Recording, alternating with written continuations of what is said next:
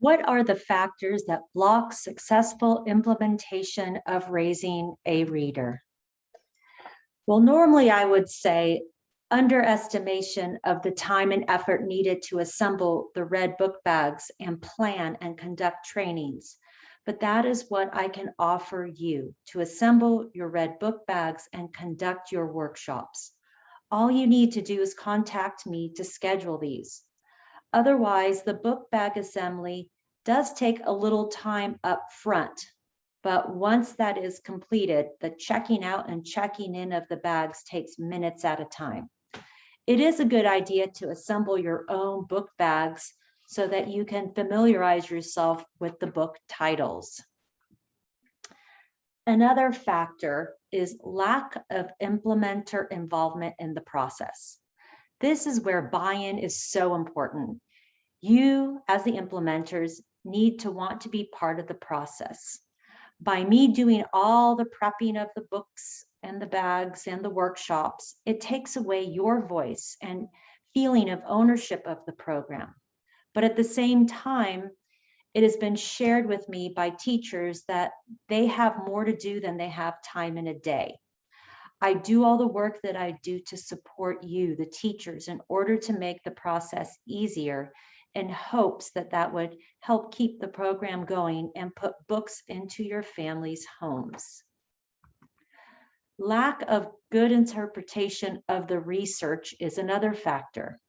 So growing up in a home packed with books has a large effect on literacy in later life.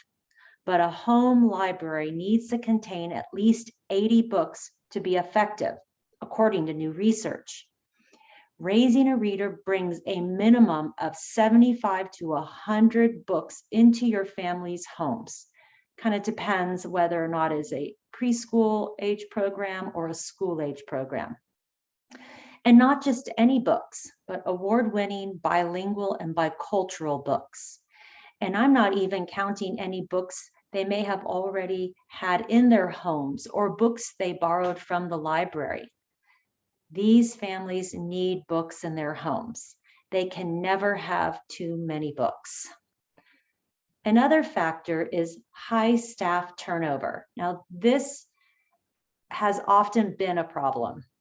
New staff comes in and either no one tells them about the Raising a Reader program, which means they do not use it, or they do not use it responsibly, or I'm not informed of the staff changes, which denies the new staff the opportunity for me to train them and support them in implementing the program. And the last factor is not planning for long-term success.